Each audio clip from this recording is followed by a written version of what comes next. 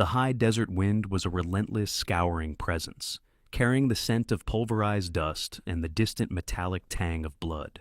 It was the kind of dry, vicious wind that descended from the highest peaks of the Sangre de Cristo in late October, promising a winter of bone-deep, marrow-aching cold.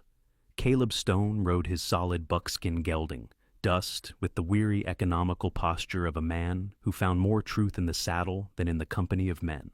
He was a creature of habit and solitude, a veteran of silence, checking his trap lines and moving through the unforgiving New Mexico territory with the grim hope of being utterly forgotten.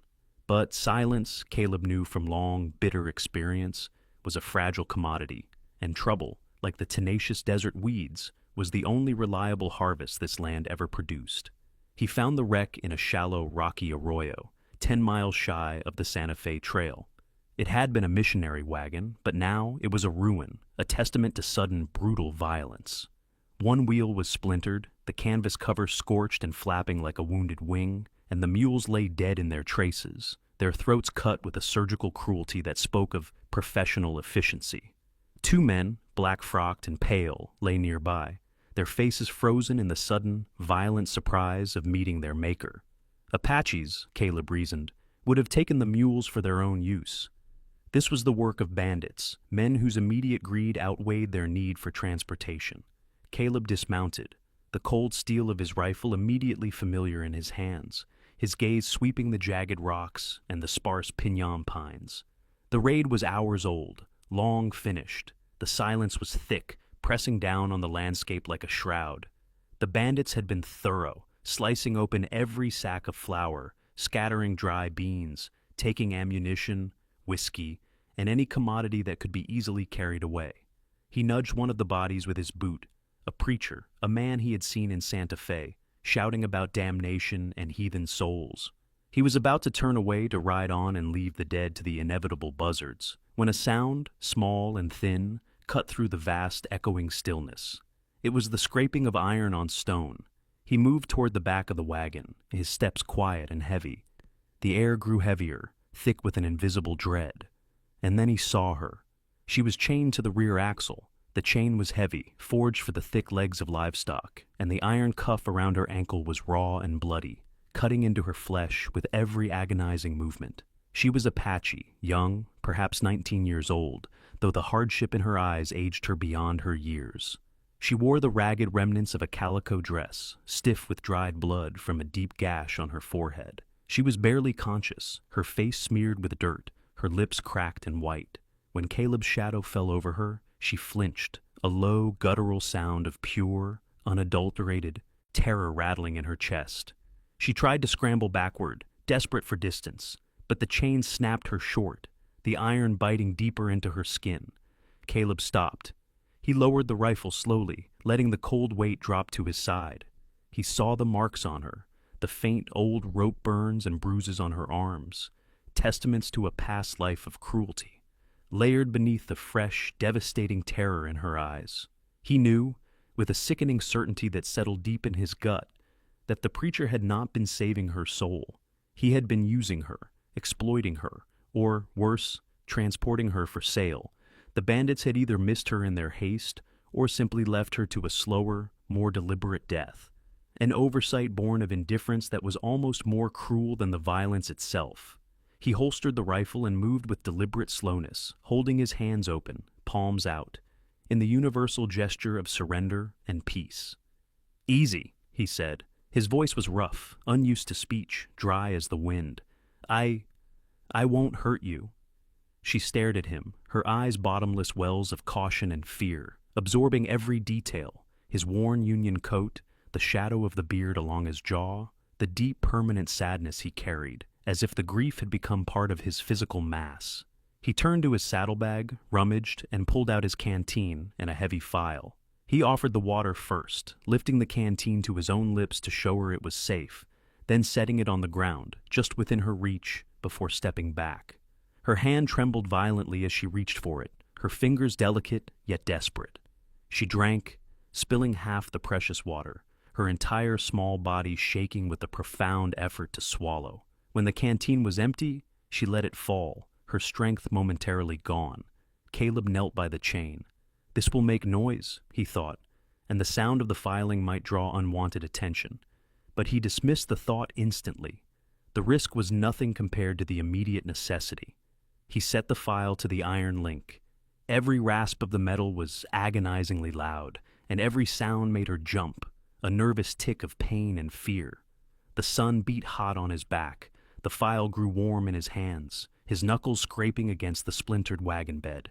The sheer physical exertion was monumental, a brutal transference of his will onto the cold, unforgiving iron. It took near 20 agonizing minutes until the link finally gave way, with a sharp, echoing snap that rang down the arroyo. The heavy iron chain fell away into the dust. She did not move. She just stared at the broken link. Then at him, as if the concept of freedom was too abstract, too vast for her fear-fogged mind to grasp. "Can you stand?" he asked. She said nothing. He wasn't even certain she understood the English words. He reached for her, and she recoiled, pulling her knees tight to her chest, her entire being retracting. "All right," he sighed, the sound grating. "All right, I'm not them." He stood and turned his back to her, a deliberate show of non-aggression that felt alien and strange to a man whose life had been defined by aggression. He walked to dust, retrieved a strip of tough jerky and an old wool blanket from his bedroll. He placed them near her, well out of his own reach, and then retreated. He sat on a rock 20 feet away and waited, watching the sun begin its slow, relentless, indifferent march toward the western mesas. It was a long time before she moved. First, she ate the jerky, tearing at it with the primal desperation of a starved wolf. Then, slowly, painfully, she pulled herself to her feet, using the broken wagon wheel for support. She was thin, her frame small and fragile, but she stood straight, a flicker of defiance in her posture. She looked at him, then at the vast, empty desert surrounding them. There was nowhere to go. "You come with me," Caleb said, his voice quiet but absolute, carrying the weight of command and conviction. "You'll be safe. You stay here, you'll be dead by morning. Coyotes or the cold." He mounted dust, the buckskin shifting patiently beneath him. He knew, deep in the pit of his gut, that he should ride on. Taking her in was the ultimate fool's errand. It was borrowing a fight with the entire territory, the law, the settlers, the soldiers. He was a man who wanted only to be left alone, to nurse the wound that had never healed. He looked at her again, at the high cheekbones and the dark almond-shaped eyes. And suddenly, he wasn't in the arroyo anymore. He was 5 years gone, in a small cabin near Taos, watching his wife, Mara, her hand gripping his, her face pale with sweat, the sound of her breath failing. Mara had been mixed blood, Comanche and Irish, a woman who understood both the prairie and the parlor. He had loved her with a force that terrified him, a reckless, consuming fire. He had lost her in that cabin, lost her and the child she was birthing, their daughter, who had taken one brief breath and then fallen silent, leaving him with a lifetime of silence. The Apache girl in the dirt had eyes that held the same look of a soul caught between two worlds, belonging to neither. He was not a hero. He was just a man haunted. He could not save the past, but he could not, for the soul of him, ride away from its ghost.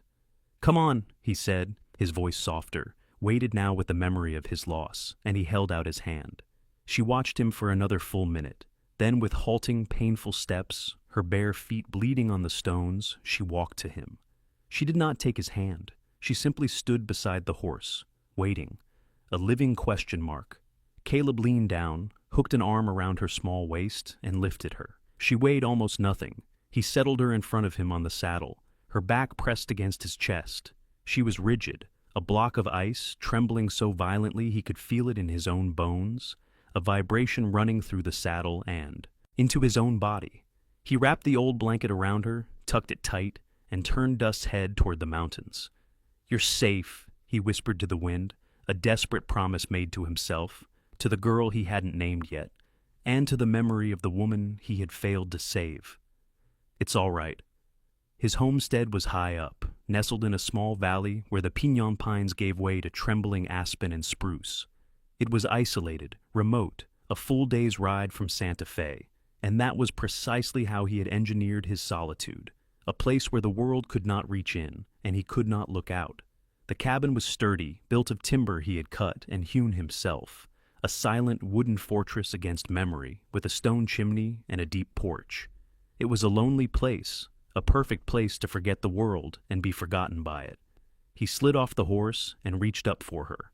She let him take her, her body pliant and cold in his arms. He carried her inside and set her down on the single chair by the cold hearth.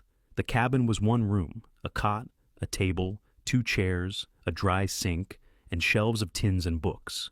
The air was stale, smelling of old smoke and the arid male solitude he had cultivated for years. The girl's eyes darted everywhere, at the locked rifle rack, the empty cot, the way the door bolted from the inside. She was a captive animal, measuring the dimensions of a new cage, searching for the flaw, the weakness, the opportunity for escape. "My name is Caleb," he said, striking a match and lighting the kindling in the fireplace. "Caleb Stone."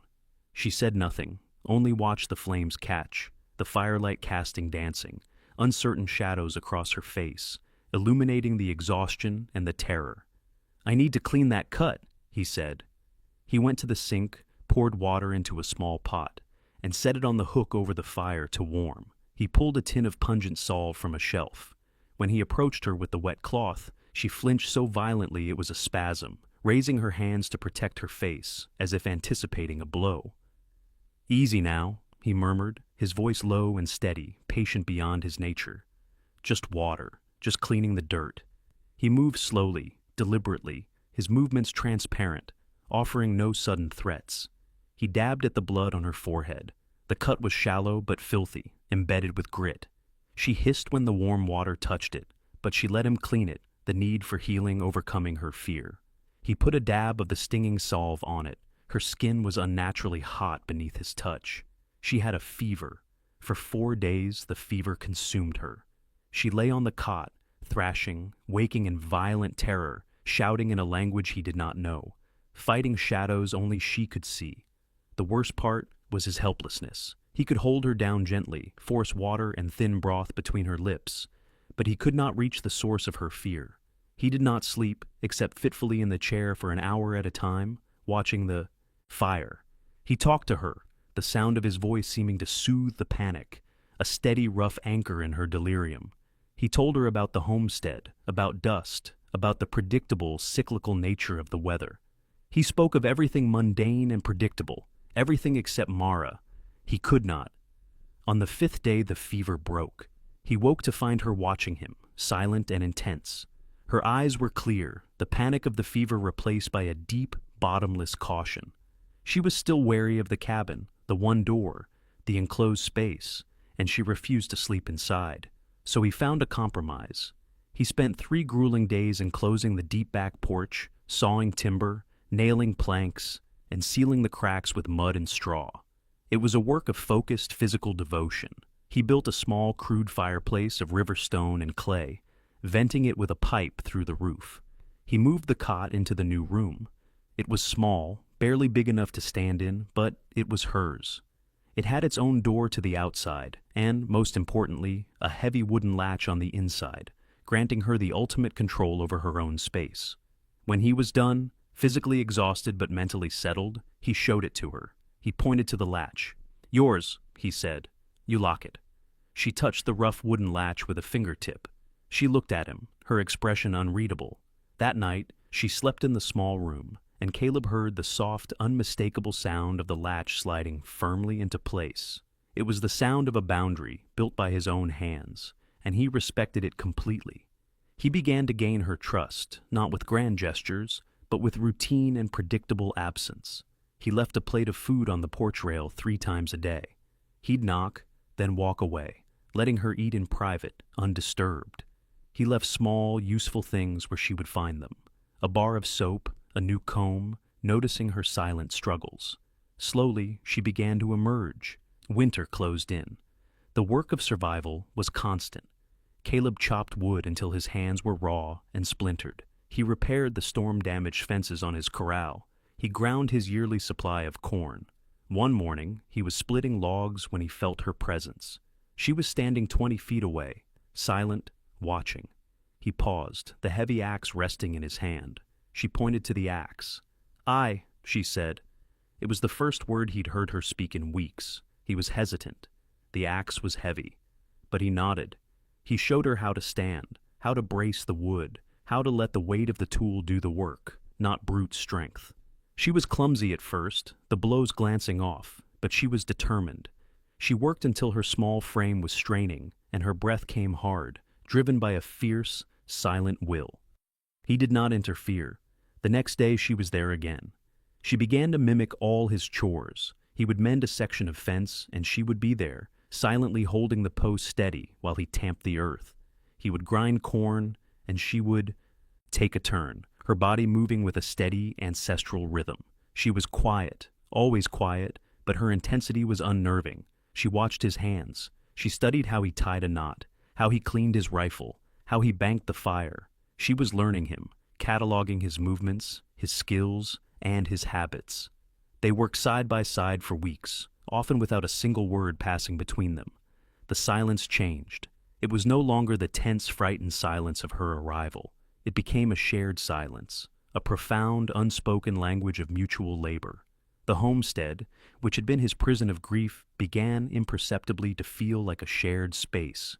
One night, the wind howled like a living thing against the cabin walls. He had brought her into the main cabin for warmth. She sat on the floor on the bearskin rug, watching the flames dance. He sat in his chair, mending a bridle, his hands stiff.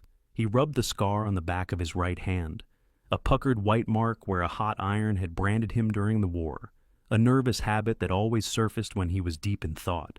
She moved, crawling silently over the rug. She stopped beside his chair. He tensed, bracing himself, but did not pull away.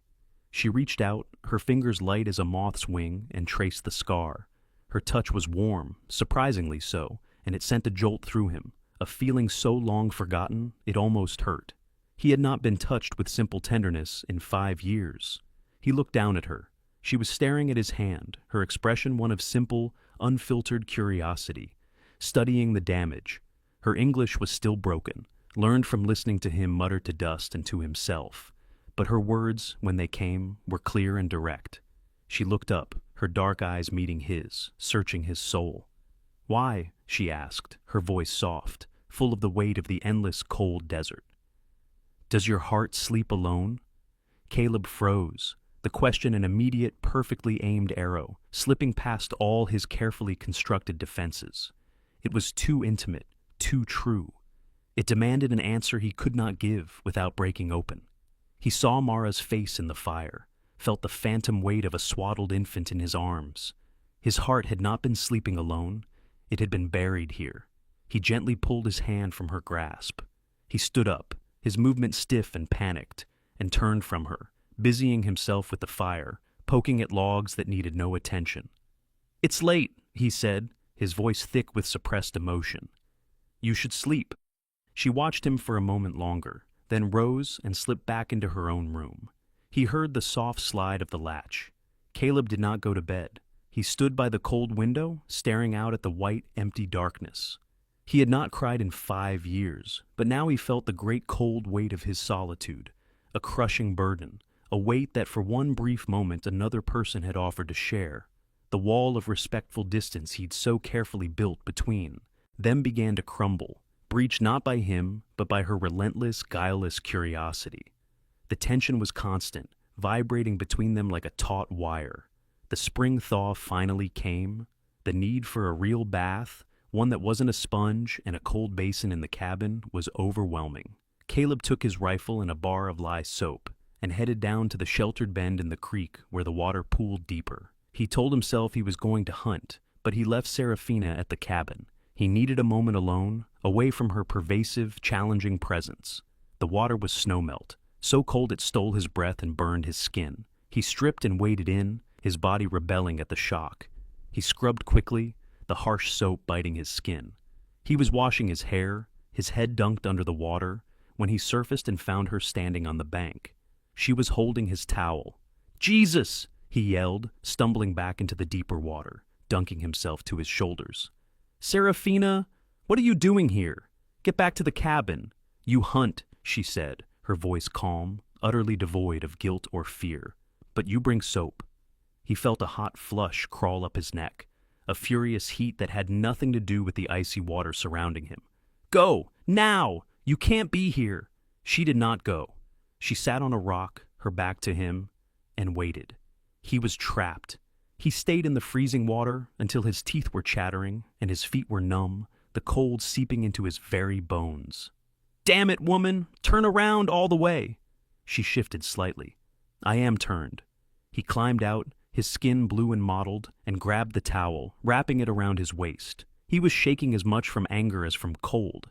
"You can't do that. You can't just follow me. You must give a man his privacy." She stood and faced him. She looked at the towel, then at his chest, then at his face. "You were dirty. Now you are clean." "I do not understand privacy. It means alone," he said through chattering teeth. "It means where people can't see you." "I see you every day," she said simply. "Why is this water different?" He had no answer. He dressed quickly, his fingers clumsy on the buttons. As he was pulling on his boots, she came closer. She knelt, her eyes fixed on his leg. He had forgotten about the deep, puckered scar on his left thigh. Before he could react, she reached out and touched it. Her finger traced the edge of the wound. "This one was bad," she whispered. "It was a long time ago," he said, his voice tight, trying to pull his leg back. She ignored him. She leaned down. Her black hair fell forward, brushing his skin. She pressed her lips softly to the scar. It was not a kiss of passion, he knew. It was an act of acknowledgement, a silent reverence for the wound, for the fact that he had survived it. But it ripped through him like a bolt of lightning, a sudden devastating reminder of his own neglected humanity. He jerked his leg back so fast, he almost kicked her. "No, don't ever do that." He grabbed his rifle and stalked back to the cabin, leaving her by the creek. That night, the fragile peace between them was shattered. He sat in his chair, cleaning his rifle, pointedly ignoring her. She sat by her own fire, the door open. He could feel her watching him. The silence between them stretched tight, filled with his resistance and her confusion. Finally she spoke, her voice small, coming from the shadows. "The men before the black coat. They hurt me." He closed his eyes, his stomach clenching. "They were white men, soldiers. They put their hands on me. They did things. When they were done, they sold me to the preacher. It was cold. When they touched me, it was cold and hard, like stone." She stood and came into the main room, stopping a few feet from his chair. She looked at his shirt, at the place over his heart. "But not like you," she whispered. "You are warm." He wanted to reach for her. He wanted to hold her and tell her that nothing cold would ever touch her again. But he knew with a sickening certainty that if he touched her now, he would be no different from them. She was not seeing him as a man. She was seeing a protector, a source of heat, a log in the storm, and he could not let her mistake that for love or consent. He stood, keeping his hands at his sides, clenched into fists. "You are safe here, Serafina," he said, his voice rough with control. "I told you that. I meant it." "I am safe," she said, looking up at him. "But I am not warm." She turned and went back to her room. And this time, he heard the wooden latch slide firmly into place. The boundary was back, stronger than before. A week later, the storm came. A violent spring squall, wind shrieking like a grieving woman. Thunder cracked so close, the cabin shuddered. The sound was primal, terrifying. The door to Serafina's room flew open. She stood there, her eyes wide with terror. The storms of her childhood, the thunder of guns, the violence of men. It was all one and the same to her. "It's just lightning! Serafina, it's all right!" he shouted over the wind. She ran to him, scrambling onto his cot, burying her face in his blankets. "Hold me," she whimpered, her voice muffled by the wool. He slid onto the cot, pulling her back against his chest, wrapping his arms around her as he would a frightened child. He was still fully dressed, boots on the floor. "It'll pass. It's just a storm." She slowly relaxed. Her trembling subsided. He felt her breathing, the warmth of her back through his shirt. He had forgotten what such simple, profound comfort felt like. Then she moved. She turned in his arms, her body flush against his, her face inches from his in the dark. "Caleb," she whispered, "it's all right. Go to sleep." "No." She pressed her hand flat against his chest over his heart. "I want to feel what women feel." Serafina, no, this is not. I want the warm, she insisted, her voice no longer frightened, but full of that same direct, honest curiosity that defined her. She pushed herself up, her lips near his. I want to know. He stopped her. He gripped her shoulders firmly. Listen to me, he said, his voice low and urgent. What those men did, they took something from you.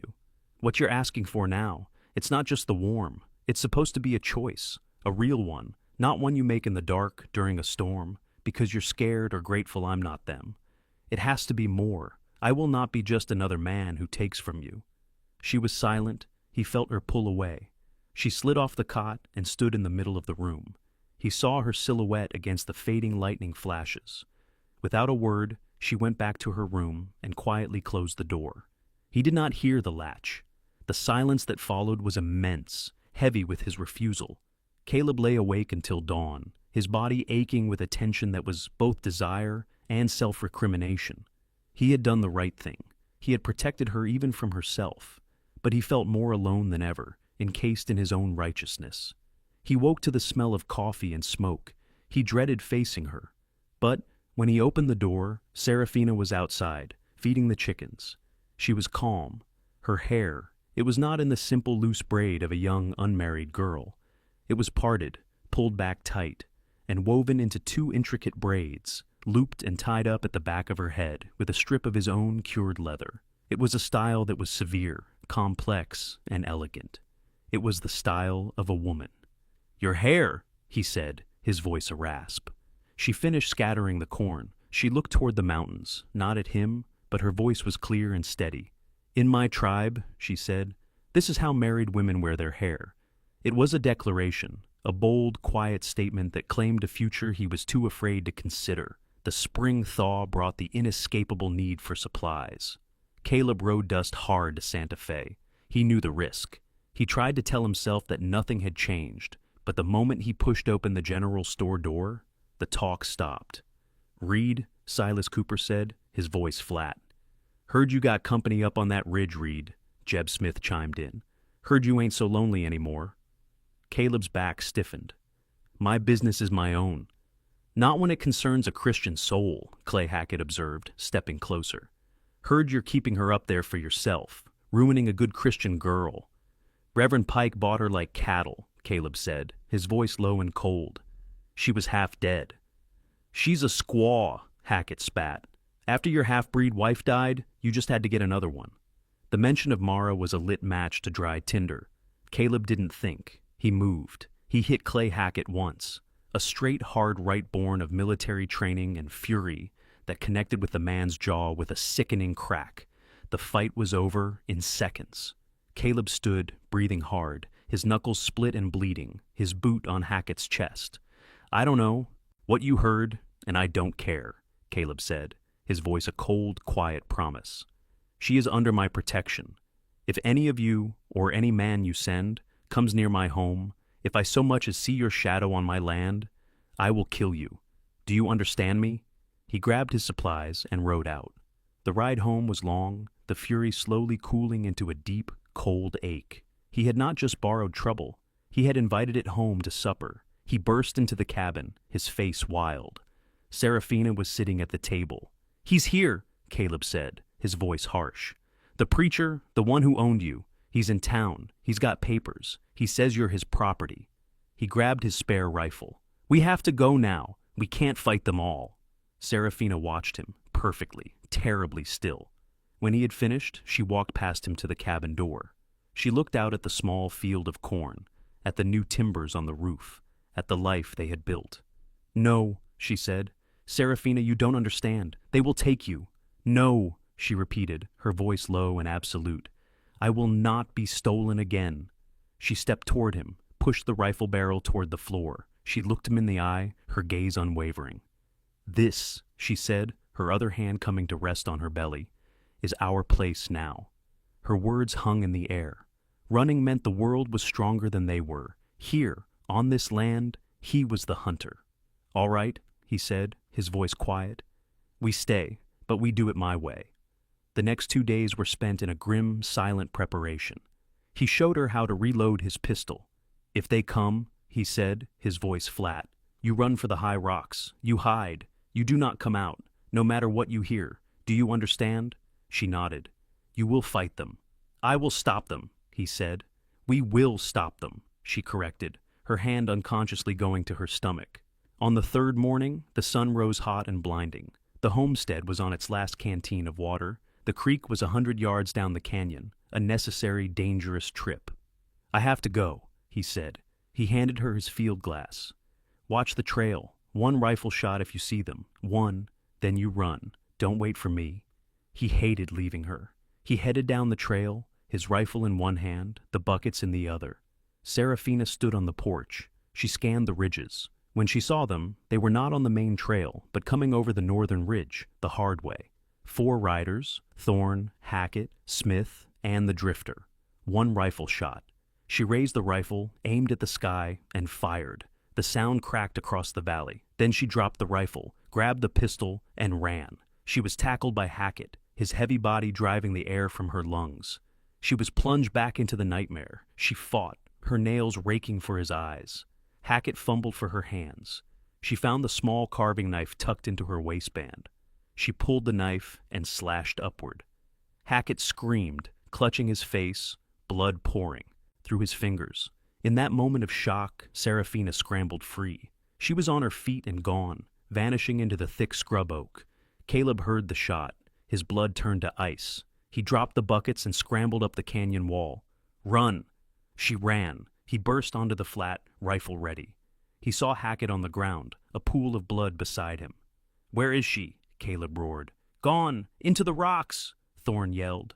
Caleb ran past Thorne, following the sounds. He moved with a speed and silence the others did not possess. He was a ghost in the trees. He found them. Serafina was on the ledge 10 feet above, her back to a sheer drop, the knife in her hand. Caleb raised his rifle. He did not call out. He did not warn them. This was not a fight. This was an execution. He shot the drifter in the center of the back. The man slammed against the stone and fell, tumbling silently to the base of the cliff. Jeb Smith spun around. Caleb's second shot took Jeb in the chest. Silence. The echo of the shots rolled down the canyon. Thorne appeared, his face white. Murderer! He shrieked. You are a godless killer! Caleb walked down until he was on the same level as the preacher. His face was a terrible thing. All emotion burned away. They tried to take her, he said. You will hang for this, Reed. You and your heathen whore. Caleb's rifle came up, aimed at Thorne's face. You lay hands on her again, he whispered, and I will plant you in this dirt. Sheriff Brody appeared with 2 deputies. Reed, put the rifle down now. He is no holy man. Serafina had climbed down. She stood beside Caleb, her spine straight. Reverend Pike is a liar, Sheriff, she said. Her broken English was gone. He bought me. He is a slaver. I am a free woman, and I am this man's wife. Brody looked at Thorne, his face hardening. Reverend, it seems your papers are based on a lie. You're under arrest for kidnapping. As the deputies dragged the screaming preacher away, Brody looked at Caleb. That's how I'll write it, self-defense. But Daniel, you made enemies today. Let them remember, Caleb said, just so long as they remember to stay away. Caleb turned to Serafina. The trembling had taken over her body, violent shudders. He dropped the rifle and gathered her into his arms. He carried her back to the cabin. Hours later, in the deep dark, she stirred. She took his hand, the one that had held the rifle, and guided it. She pressed his palm flat against her belly. The skin was warm. The deer, she whispered, it is still with me. He closed his eyes. She was telling him that what Pike and Hackett had tried to kill, their life, their future, was safe. Yes, he whispered back, his throat closing. Yes, it is, and I'll keep it safe. I'll keep you both safe. The valley healed. The cabin, the fortress of his solitude, was no longer enough. He began to work. He tore down the wall of the small, cold room he had first built for her, and in its place he built outward, adding a new, proper room with a wide window. It was a room for the child. Serafina would sit on the porch, stitching soft deerskin, watching him. She saw the same strength he had used to kill, now being used to build a roof. The violence and the tenderness were in him, one and the same. He carved a cradle from pale aspen. He carved small, simple toys, a deer, a bird, a horse. He lined them up on the windowsill, a small, silent herd waiting. As her time grew near, she taught him, she hummed the low, melodic songs of her people. You must learn. The baby, it knows my voice. It must know yours. He sat beside her, butchering the Apache words, until she laughed, a sound so light and pure it startled him, and made him try again and again. One night, Serafina picked up the old primer. She pointed to the word, Love. I know this word, she said, tracing the letters. It is the warm, it is what stays, but it is more now. He took her hand and placed it on her belly. This, he said, then put her hand on his own heart. And this. He pointed to the cradle, to the new walls. That, he said, is love. It is not just a word. It's the work. She looked at the cradle, at his hands, at her own belly. The work, she repeated. Yes. They rode into Santa Fe 2 days later for supplies. The plaza went silent. Every eye in Santa Fe turned to them.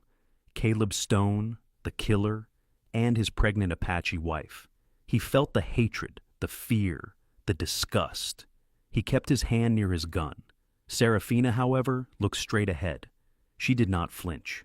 Caleb was loading the sacks onto the mule when Jedediah Miller stepped out of the saloon. Reed, Miller said, I buried 2 of my men because of you. They came to my home, Miller, to steal my wife, Caleb said. Miller looked at Serafina, his hard gaze softening just a fraction. Why, Reed, why stay with her? You know what this world is? It's just trouble. Caleb looked the old rancher in the eye. Because she's mine, he said, his voice simple and clear, and I'm hers. They rode out of Santa Fe. For good or ill, they were left alone. The storm broke on a cold night in late October. Serafina woke him. Caleb, it is time. He flew into action, but the old terror crept back. It's been too long, he said, his voice tight. This is how it was before. Serafina, it's not right. It's too hard. He was seeing Mara's pale, exhausted face. He was failing again. Serafina, in the agonizing grip of a contraction, opened her eyes and looked at him. She saw his fear. Caleb, stop! Look at me, she commanded. We are both made from storms. This is how she will come. Do not be afraid. Be strong. Be the work. His panic shattered. I'm here, he said, his voice steady again. I'm with you. I'm not afraid. The final hours were a blur of pain and effort. He held her. He whispered the Apache lullabies. Just as the false dawn was lighting the sky, the storm reached its peak. In that moment of electric silence, Serafina gave a final, desperate cry, and it was answered by another, a thin, reedy, furious wail. It was the sound of life. Caleb's hands shook so hard he could barely hold the knife. A girl, a small, perfect, healthy girl. He wrapped her in the new flannel and laid her on Serafina's chest. Caleb sank to the floor and he wept for Mara, for the men he had killed, and for the impossible, perfect joy. Nantani, Serafina whispered, it is from my people. It means she brings light. Nantani Reed, Caleb said, she brings light, yes. One afternoon in the following spring, they sat beneath the great cottonwood tree by the creek. Caleb was leaning against the trunk, and Serafina was resting between his knees, her back against his chest. Nantani was asleep in her mother's arms. Serafina looked down at the sleeping child, the fusion of their 2 worlds. She tilted her head back to look up at Caleb. So, she whispered, this is how white people make children. I think I understand now. Caleb smiled. He looked from his wife to his child. No, he replied, his voice a low, gentle rumble. We made her together.